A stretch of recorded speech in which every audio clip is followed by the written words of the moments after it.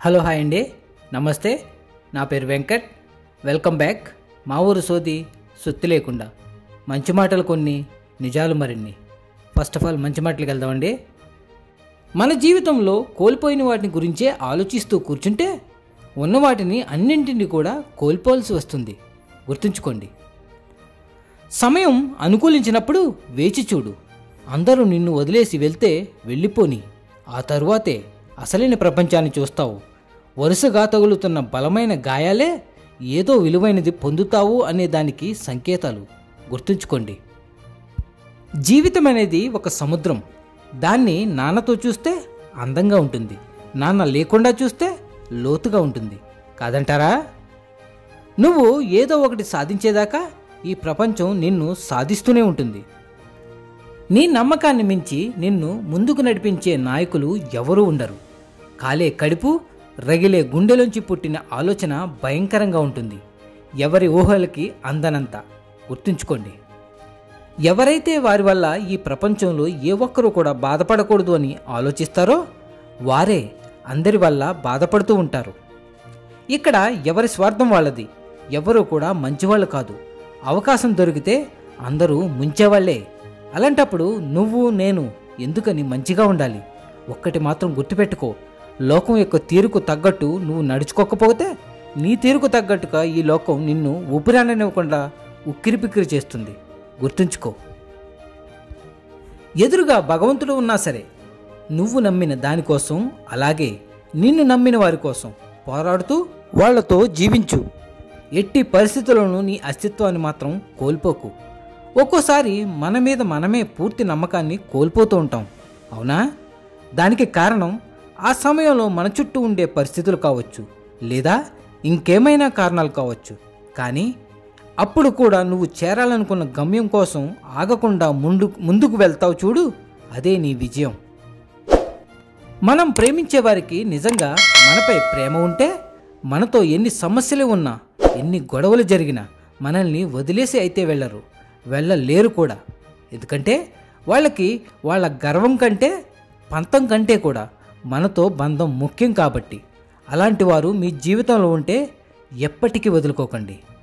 ఈ దేశం రైతే రాజు అంటూ ఉంటుంది, కానీ ఆ రాజుకి రాజ్యాలు ఉండవు, రాజభోగాలు ఉండవు. కేవలం ఆకలి బాధలు, అప్పులు, చావులు, కన్నీటి వీటికోలు మాత్రమే ఉంటాయి, అవునా? మంచితనాన్ని చేతకానితనంగా చూస్తే ఆ మంచితనం నుండి పుట్టిన కోపం జ్వాలై నిన్ను నిలువున దహించి వేస్తుంది. కాబట్టి ఎదుటివారి యుక్తి ఏంటో తెలుసుకోకుండా నీ శక్తిని ప్రదర్శించుకో.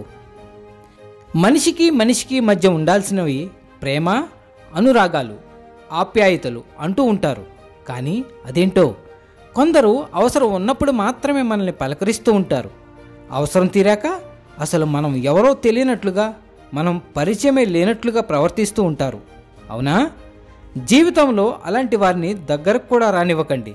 ఉన్న కాస్త ప్రశాంతత కూడా దూరమవుతుంది. ఇంకెన్ని రోజులని ఎదురుచూస్తూ ఉంటావు? ఎవరో వస్తారని, ఏదో చేస్తారని. నువ్వు పుట్టింది చలనం లేని చెట్టుగానో పుట్టగానో కాదు.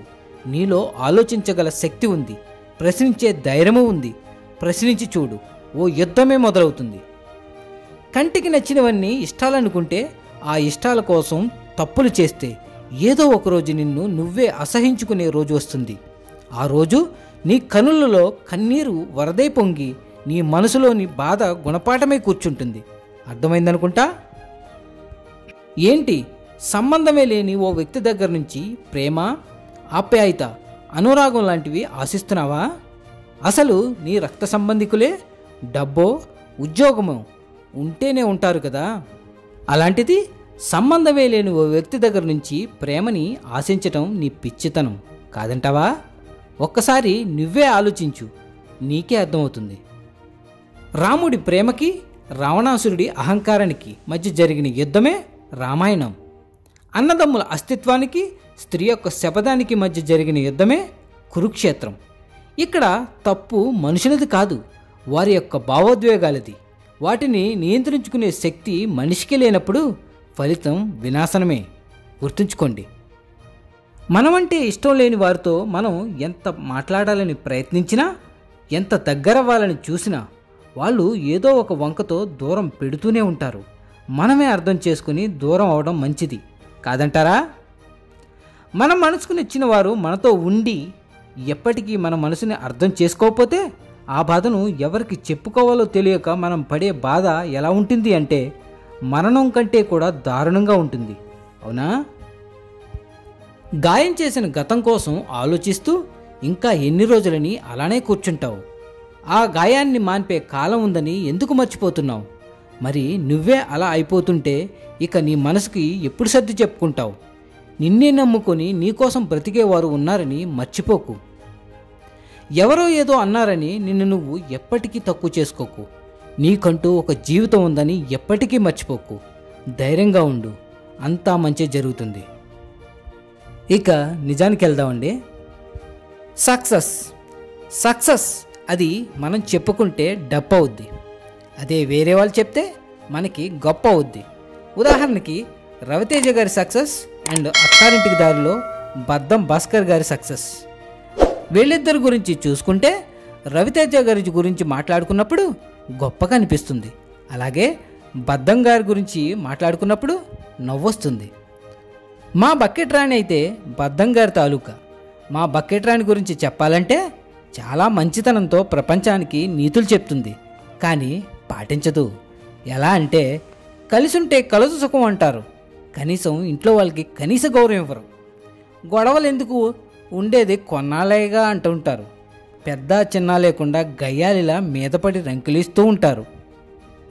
అలాగే ప్రపంచం మొత్తం వారి బాబుగారిదే అన్నట్లు ఫీల్ అవుతూ ఉంటారు. కానీ వారు తెలుసుకోవాల్సింది ఏంటంటే మనం ఇల్లు కట్టుకుంటే ఆ ఇంటి గోడ వరకే మనది, బయటికి వెళ్తే అందరిది. అలా కాదు అంటే బకెట్ రాణిని కాస్త తపేళ్ల రాణిలా చేస్తారు. జాగ్రత్త అండోయ్. టైంని కల్పించుకుని మరీ ఇలాంటి మాటలు మాట్లాడాలని అనుకుంటాను, కానీ నేను మా బకెట్ రాణి సాధు జంతువులండోయ్. కానీ ఒక చిన్న తేడా మా ఇద్దరికి. బడాయి రాణి బకెట్ రాణి గడ్డిని చంపుకు తిని పాలిస్తే నేను కేవలం నీళ్లు మాత్రమే తాగి పాలిస్తూ ఉంటాను. ఏదేమైనా సర్వే జన సుఖినో భవంతు. మళ్ళీ వచ్చే వారం కలుద్దాం మరిన్ని మంచి మాటలతో. Signing off Venkat.